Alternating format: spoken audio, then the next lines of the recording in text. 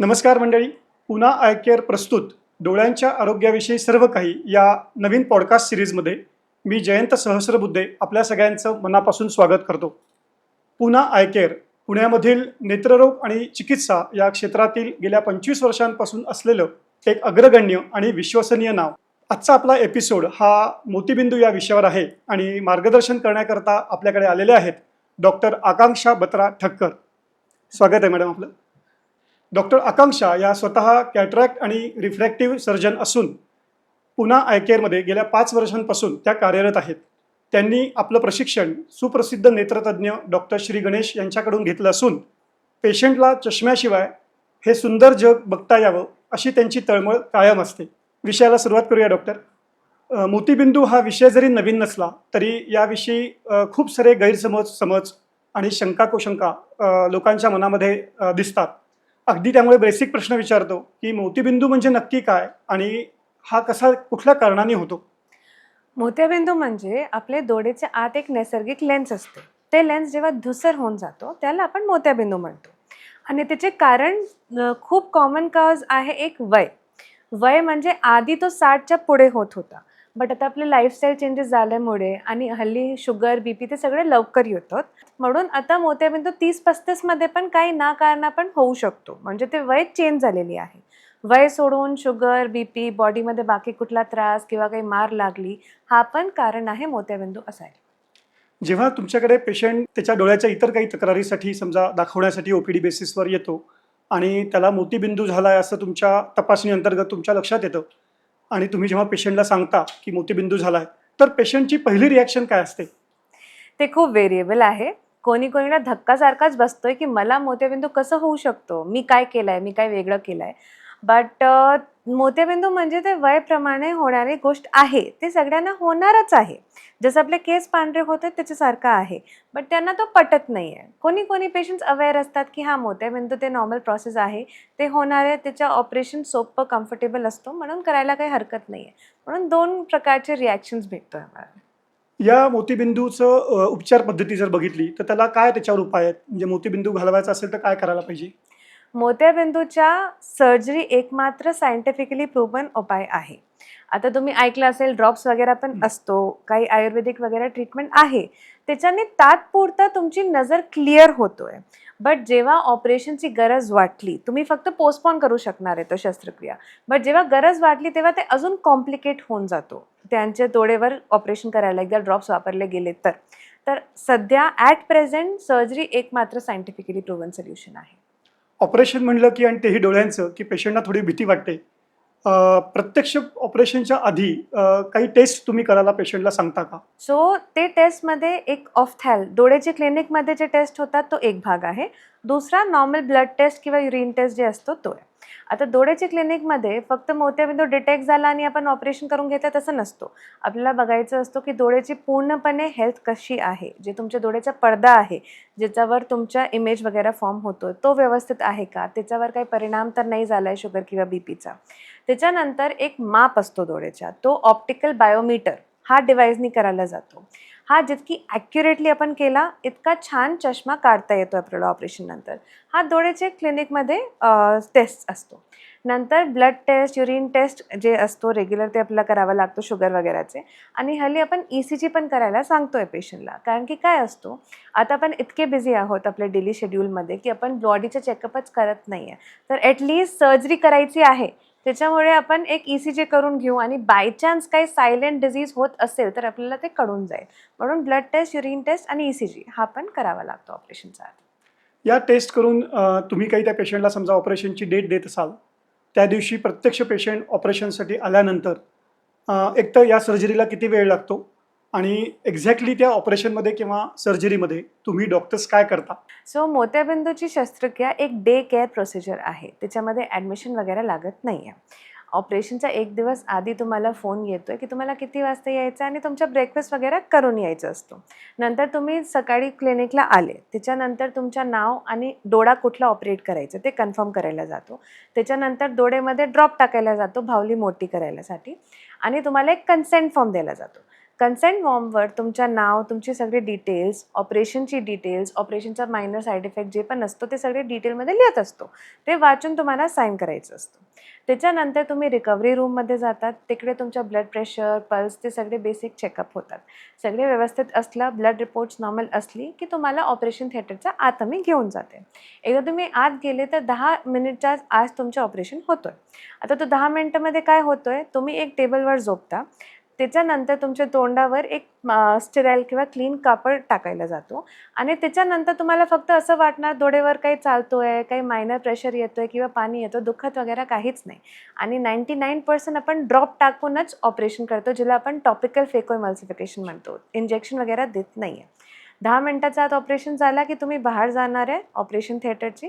त्याच्यानंतर तुम्हाला सर्जरीचे नंतरचे सगळे पथ्य एक्सप्लेन होणार आहे, काउन्सिलिंग होणार आहे आणि तुम्ही घरी जाऊ शकता प्रोटेक्टिव्ह चष्मा घालून. तर 2 तासाचा फुल हॉस्पिटल स्टे असतो, त्याच्यामध्ये तुम्ही घरी जाऊ शकता. म्हणजे ब्रेकफास्ट करून आले आणि लंच परत घरी. म्हणजे ऑपरेशनची जी भीती असते पेशंट्सना आणि आता किती वेळ ही सर्जरी चालेल तसं काही त्याला चिंता करायचं कारण दिसत नाही. ऑपरेशन झाल्यानंतर जे तुम्ही सांगितलं की काही काळजी घ्यावी लागते, पथ्य पाळावे लागतात, ती साधारण किती काळ असतं ते? आधी हा जे पथ्य होते ते खूप होते, कारण की तेव्हा आपण मोठे चिरेचे ऑपरेशन किंवा SICS तो करत होते. तेव्हाचे मिथ आतापर्यंत सगळ्यांच्या डोक्यामध्ये आहे, म्हणून ते जास्ती प्रिकॉशन्स घेतात. तर तेव्हा असं होतं की तुम्हाला अंधकारमध्ये बसावं लागेल आणि तुम्ही TV नाही पाहू शकत, तुम्हाला लाईट नाही बघायची, ते सगळे होतं. बट आता आपण MICSमध्ये मूव्ह झालेलो आहे. MICS म्हणजे मायक्रो इन्सिजन कॅटरॅक्ट सर्जरी. तर त्याच्यात पथ्य खूपच कमी आहे. म्हणजे तुम्ही ऑपरेशन केला, त्याच्या 3-4 दिवस नंतर तुम्ही स्वयंपाक वगैरे करू शकणार आहे, बाहेर जाऊ शकणार आहे, TV, मोबाईल सगळे भरू शकणार आहे, ड्रायव्हिंगसुद्धा करू शकणार आहे.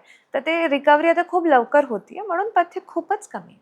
पण मग ऑपरेशन झाल्यानंतर तुम्ही म्हणता त्याप्रमाणे स्वयंपाकसुद्धा लगेच करता येऊ शकतो? हो, कारण की आता प्रेझेंट सिनॅरिओमध्ये असं बऱ्यापैकी लोकं आहे ओल्ड एजमध्ये जे एकटे राहतात. त्यांचे मुलं-मुली ते आउट ऑफ इंडिया गेलेले आहे आणि त्यांना एकटे सगळं मॅनेज करावं लागतं. आता आपण जे मायक्रो इन्सिजन सर्जरी करतोय लेटेस्ट टेक्निकनी, त्याच्याने 3-4 दिवस नंतरच ते इंडिपेंडेंटली सगळे काम करू शकणार आहे. त्यांना कोणावर डिपेंड व्हायची गरज नसतो. थोडंसं त्याच्या ऑपरेशन किती घाईने करायला पाहिजे त्या विषयाकडे येऊ. जेव्हा तुम्ही पेशंटला सांगता की आपण ऑपरेशन तुला करावं लागणार आहे मोतीबिंदूचं, तर पेशंट पुढे जसं माझ्या मनात नेहमी येतं की अरे ऑपरेशन म्हणजे खर्च आला, प्रत्येकाची काही कॅल्क्युलेशन असतात. तर कितपत ही इमर्जन्सी असलेली सर्जरी आहे किंवा लगेच घाईने करायला पाहिजे का ऑपरेशन? मोतियाबिंदू एक प्लॅन्ड सर्जरी आहे. ते खूप कमी वेळी म्हणजे 1% केसेसमध्ये एमर्जन्सी असणार आहे. Otherwise it is always a planned surgery. म्हणजे ॲक्च्युली पेशंटच ठरवतं त्यांना कधी पाहिजे. जेव्हा आपल्याला असं वाटते की डेली लाईफच्या कामामध्ये अडचण आली, म्हणजे काय तुम्ही ड्रायव्हिंग करायला गेले रात्री तर समोरची लाईटनी खूप त्रास होते, तिला आपण ग्लेअर म्हणतो. किंवा तुम्ही काही वस्तू बघत असाल तर तुम्हाला असं वाटणार आहे तुम्ही फॉगी ग्लासमधून तो बघतोय. किंवा जे रंग तुम्हाला आधी ब्राईट दिसत होते ते एकदम फिके पडलेले आहे. हा सगळी गोष्ट आहे त्याच्यामुळे तुमच्या डेली कामामध्ये अडचण आलेली, तेव्हा तुम्हाला ते ऑपरेशन प्लॅन करावा लागतो. एमर्जन्सी खूप रेअरली असतो मोतियाबिंदू. तर अशा प्रकारच्या मोतीबिंदू ऑपरेशनला साधारण किती खर्च येतो आणि तो कुठल्या गोष्टींवर अवलंबून असतो? सो खर्चा खूप व्हेरिएबल आहे. ते 15-20 हजारपासून सुरुवात असतो, 1.5 लाखपर्यंत जाऊ शकतो.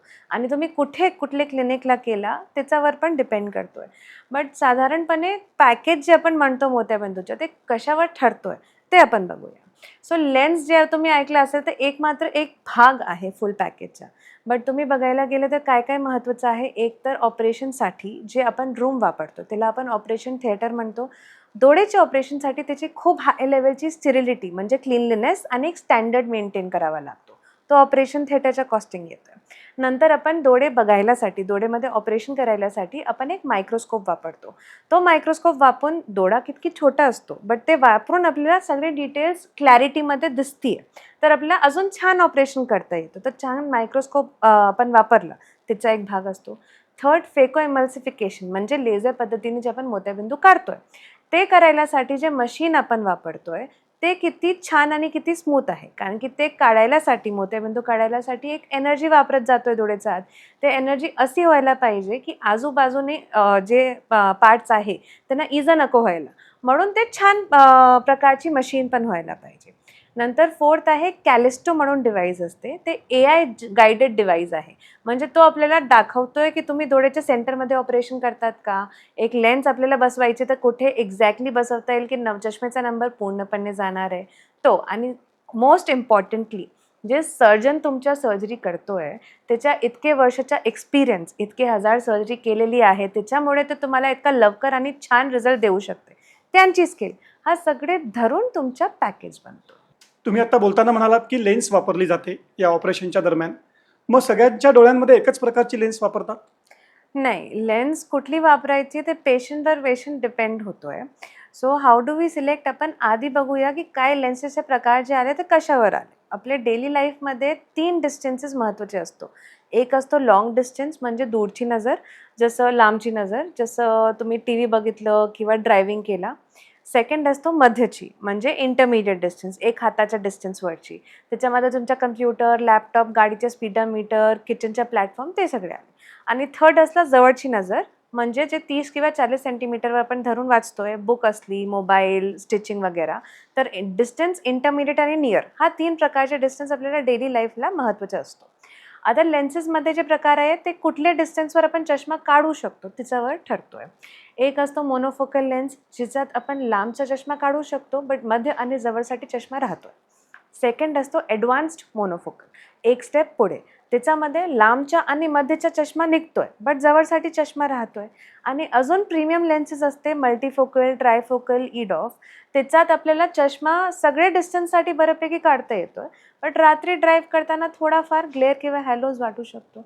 आणि सिलेंड्रिकल नंबरचे प्रकार असलं तर एक टॉरिक प्रकारची लेन्स वापरावा लागतो. पण मग प्रीमियम लेन्सेस वापरायच्या म्हणजे नक्कीच खर्च जास्त असणार, तर खरंच त्याची गरज असते का? त्याची गरज का वाटली, कारण की आधी आपली व्हिज्युअल डिमांड इतकी नव्हती. आता ते लॅपटॉप आणि मोबाईलचा वापर पण खूप वाढलेला आहे. प्लस काय असतो, ओल्ड एजमध्ये तुम्ही बायफोकल किंवा प्रोग्रेसिव्ह प्रकारचा चष्मा वापरला तर चालता फिरताना, स्पेशली पायरी चढताना उतरताना पडायची भीती असतो. तर तो एजमध्ये आपण पडालो की काही फ्रॅक्चर वगैरे आणि ते बेसिकली प्रॉब्लेम होऊ शकतो. तर डोळेमुळे किंवा नजरमुळे तेव्हा काही प्रॉब्लेम नको व्हायला, ॲटलिस्ट चष्म्याने इंडिपेंडन्स तुम्ही झाले की तुमची लाईफ जास्ती कम्फर्टेबल होऊन जाईल. त्याच्यामुळे आपण हा लेन्सेस इंट्रोड्यूस केलेली आहे. तुम्ही खर्चाचं सांगितलं की अगदी 15-20 हजारापासून ते 1.5 लाखापर्यंत सुद्धा होतं. तर आता बऱ्याच जणांची तेवढी ऐपत नसते खर्च करण्याची. पण त्यांच्याकडे समजा मेडिक्लेम असेल, तर मेडिक्लेमच्या अंतर्गत ही सर्जरी किंवा हे ऑपरेशन होतं का? सो मोत्याबिंदू सर्वाधिक जास्ती प्रमाणात होणारी सर्जरी आहे. ते खूप कॉमनली इन्शुरन्समध्ये कव्हर होतो आणि सर्वात इन्शुरन्समध्ये बहुतेक कव्हर होतोच आहे.